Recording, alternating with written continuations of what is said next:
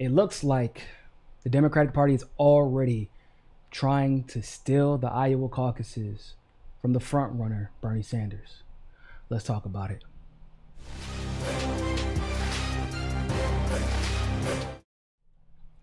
So we've been paying pretty close attention to the Iowa caucuses, but not for the same reasons everybody else has. I've always maintained that the caucus states are generally Bernie Sanders' bread and butter. He tied Hillary Clinton in the Iowa caucus in 2016, and then it turns out that he actually did win the Nevada caucus, but it was stolen from him. And then, of course, you know how the story goes. He went on to win every other caucus state in the country from there on out. Now, given this information, given the fact that Bernie has surged tremendously in the last week, but he was always really in that top two and close to being tied with Biden.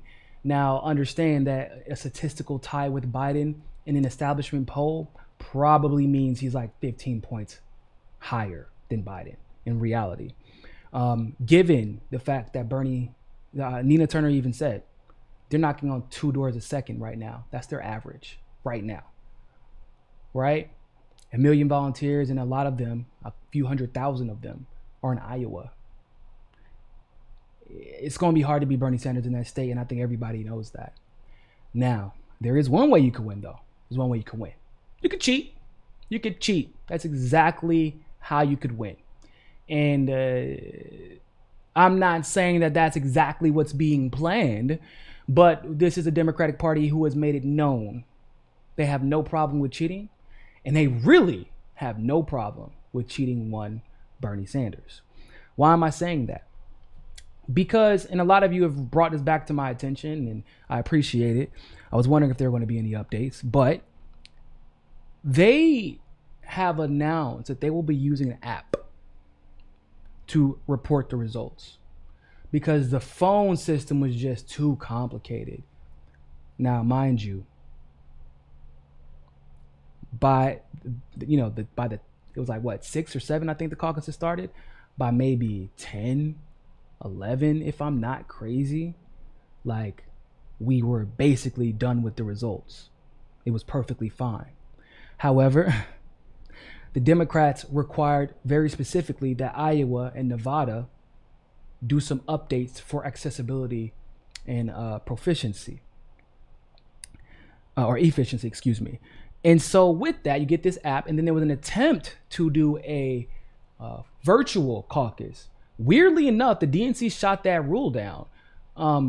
I guess because they realized that's too much outside of their control, because if they're going to cheat, then other people can cheat as well. It's pretty easy to do that. However, this app, which is what the primary concern should be, it makes it so that you don't have to worry about what the numbers say. It can report whatever the DNC wants. Yeah. No, I know what a lot of you are concerned about. Well, maybe the company is good, right? Maybe the developer is well known, very reputable, using open source software, blockchain technology, all the good stuff we love. They're going to be completely and totally transparent. No, that's actually not the case. In fact, the DNC handpicked this developer. And guess what, ladies and gentlemen? They are not actually going to reveal their name. They're not revealing their name because everyone knows to build up a sense of trust in your democratic system, anonymity is absolutely required. That's just how America rolls. Got to make sure that we don't know what the hell's going on behind the scenes. Keep us comfortable. Now, their excuse is that, we don't want them to be targeted for hacking. Okay, so here's my problem with that argument. Ladies and gentlemen, correct me if I'm wrong. If you're vulnerable to hacking, if you don't have the means to protect yourself from hacking, because people are getting the app and you're going to have to download it through your phone, and the developer's name is going to be on the app. It better be, because you can't submit anything to Google Play or to Apple without having the developer's name on it. And I doubt that somehow Apple got some special, or excuse me, that the caucuses got some special, what's the word I'm looking for? Exception.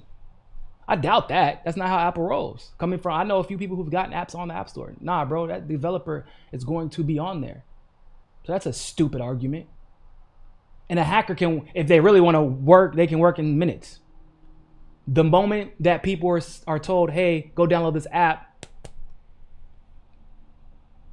boom. So for you to tell us that you're worried about hackers targeting the company, the firm, what? So are we just not going to know the name of any voting machines that are being used around the country now? Because those can be hacked. And the Democratic Party should know, since oftentimes they have people working for them, hack the machines. But that excuse also doesn't hold weight. And the rationale to not tell people about it also doesn't hold weight. Because in 2016, I don't know if you all know this, they were actually using a similar system to report. And I believe it was Microsoft. Let me verify. Yeah, Microsoft developed an app that was used by both political parties in 2016 Iowa caucuses, credited with helping to obtain the results from 95% of the precincts within 4 hours. Like I just told you all, right? I just told you all they were able to literally get from 7, it was like 7 it started, or 6, I can't remember, by 11 or 12, the results were basically in. So why would you change? Well, the truth of the matter is, a lot harder to rig an election when both the Democrat and Republican parties are there. Basically, the way you do that is you have to suppress votes, because the Republicans are obviously keeping an eye closer on the Democrats and vice versa. And so if there's a huge discrepancy, of course the Democrats are going to, or Republicans are going to want to throw Democrats under the bus, and the Democrats are going to want to throw the Republicans under the bus. That's what they do. But it looks like here, they don't want the Republicans being able to look at what's going on.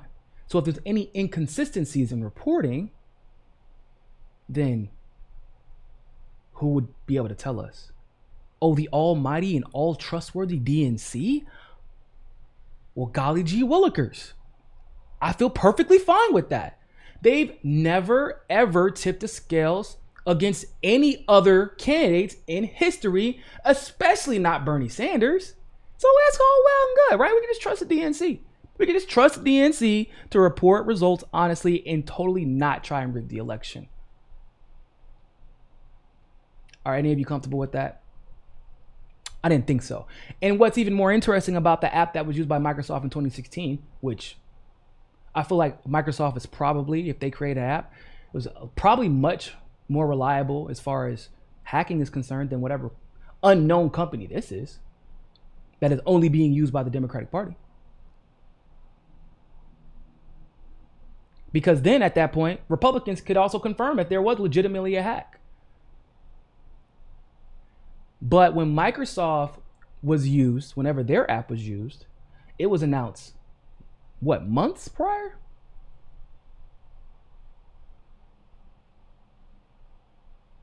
Microsoft's role, yeah, months. Microsoft's role in the Iowa caucuses were announced months prior, months. But they're not going to tell us who this developer is. I'm just like, bro, how is this democracy? I'm so confused. And the question that I think is really on everybody's mind, and I feel like should be on everybody's mind, the DNC, for those of you who don't know, once again, the DNC are forcing these changes upon the Iowa caucus goers. We got lucky. We got lucky in a couple of ways. I'm going to tell you those in a second. But the DNC is forcing this on the Iowa caucus goers. And because of that, you have to wonder, okay, so you're forcing this on Iowa. You're forcing this on Nevada. Those aren't the only caucuses in the country. So why is it only these two states that you're, because these two states can change the trajectory and the momentum of the race like that? Everybody knows it. You can either fall to a abysmal and embarrassing defeat after you're being propped up as one of the best, or you can be uplifted even if you did lose, and your momentum can carry you into getting 51% of those delegates, or at least stopping Bernie Sanders or Tulsi Gabbard or even Andrew Yang from getting 51%. Because those are the momentum candidates, right? Their trajectory at this point can really only go up. Bernie less so just because of how popular he is, but for Tulsi and Andrew Yang, their trajectory could go like this instantly because people are just not paying attention. So you have to be able to control the outcome of those two states specifically. So why? So once again, you have to ask, okay, if you're going to make these requirements for Nevada and Iowa, why not every other caucus state?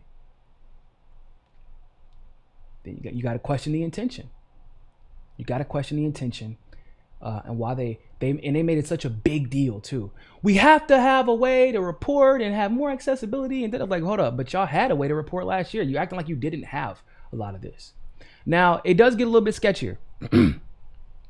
It does get a little bit sketchier, and here's why. Now, luckily, this is what I was saying. They were lucky in one way because they tried to do a mail-in ballot for the caucuses, and because that makes it too close to a primary, it would have caused too much friction between Iowa and New Hampshire, which I guess their laws actually say that they have to be the first primary state. It's super weird, or like they won't participate. It's really weird. I'm like, okay, whatever. That's fine with me because I actually trust New Hampshire's primary. So they can't do mail-in ballots. Now, we should be absolutely thankful for that, because if they did do mail-in ballots, Biden's winning. And I hate to be that cynical, but if you understood how much they rigged the system using mail-in ballots, let alone provisional ballots, then you understand like that's basically setting up any progressive candidate for failure. The exit polling will not look anything like what it's supposed to look like had it only been caucus goers. The second bullet we dodged was the virtual phone calls. Thank God. The virtual phone call issue was about to be a problem. It was about to be a problem. And I was about this close to being like, hey man, look, if they're gonna play that game, boy, I'll pick up a phone. You know how many apps we have on our what? Pick up a phone, don't play with me. Because they were gonna try to do that. But my assumption is they realize, oh shit, if we do that, anybody can manipulate the data coming in and we won't know how to detect if it's one of ours or one of theirs. If it's legitimate or illegitimate. Because they gotta do that, they gotta do their cost benefit analysis too. They gotta do their risk assessment. So what's better, once again, than manipulating the incoming data, and what's simpler, honestly, manipulating the results instead. So this is the new rules for the Iowa caucus. They have what are called satellite caucuses, and this is according to the Intelligencer. The 2020 satellite caucus proposal will allow for additional caucus locations on February 3rd to expand participation for people who cannot attend their in-person precinct caucus. Okay. Iowa Democrats can apply to hold a satellite site at places like factories, group homes, or community gathering places to better accommodate people who cannot attend their in-person caucus. This option will be especially useful for shift workers, Iowans with disabilities, Iowans serving overseas, and students. The IDP will create a special satellite caucus review committee that will review applications and determine approval. The results will be reported using the exact same method, and this is where this becomes problematic. The results will be reported using the same method as precinct caucus locations. The satellite caucuses will create an additional quote-unquote county in each district.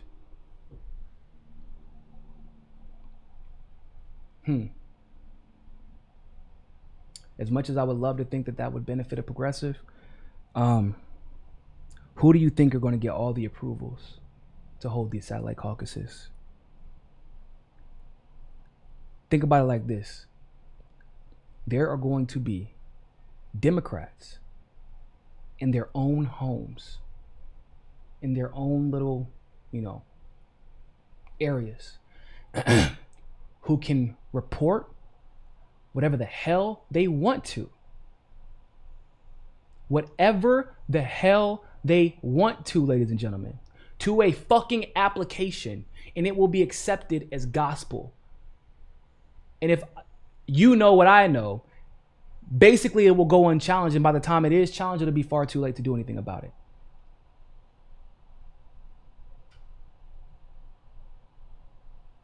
Right or wrong?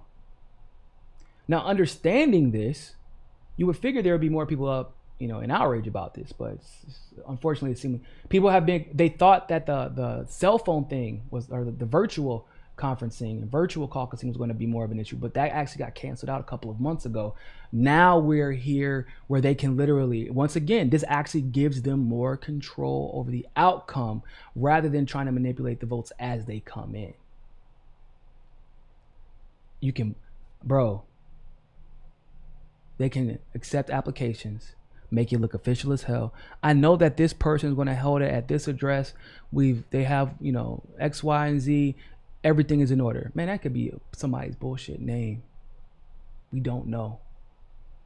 It could be falsified paperwork. We don't know. And guess what? The public have no access to the app to verify results. So now we can't even see the results. We don't know if they're going to do exit polling. The only thing we can ask of Iowans is to pay attention. The only thing we can do the day after Iowa, if things look fishy, and to be quite honest with you, I'm going to be looking at the results of the election anyway to see any inconsistencies and patterns. Because if you have a whole state or a whole area go to Bernie, for example, and this little satellite, that goes to Biden. Huh? Not a whole state, a whole county go to Bernie, or a precinct go to Bernie. And this little satellite goes to Biden. A whole precinct goes to Tulsi. The little satellite goes to Biden or Buttigieg. A whole precinct goes to Yang. Satellite goes to Biden. And because this is how you can usually tell how bad an election has been rigged by mail-in ballots. Because of the disproportionate amount of mail-in ballots that go almost exclusively. In some cases, if you're like Nancy Pelosi in the jungle primary, it was exclusively. The ballots went exclusively to Nancy Pelosi and Dianne Feinstein, the mail-in ballots. So we have to check the next day because, Bernie might win. Hell, Tulsi might do well. Hell, Yang actually has a great chance of doing well if everything is equal.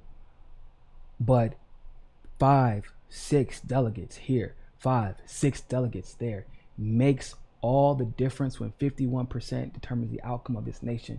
So even if one of our candidates wins, we can't pretend like that's the end of the discussion. We have to go back and re-verify and call out bullshit and figure out where there's rigging, because if they'll rig it once just because they weren't as successful as they would like to be, the name of the game for them is survival. The name of the game for us is overwhelming victory and accountability if something looks fishy. If they survive and they can combine delegates, because all they need, for people who don't understand the rules, because I keep seeing people not really understanding the rules. Granted, it's people that don't understand the rules and they're okay with it because they're just trying to use it to attack Tulsi, for example.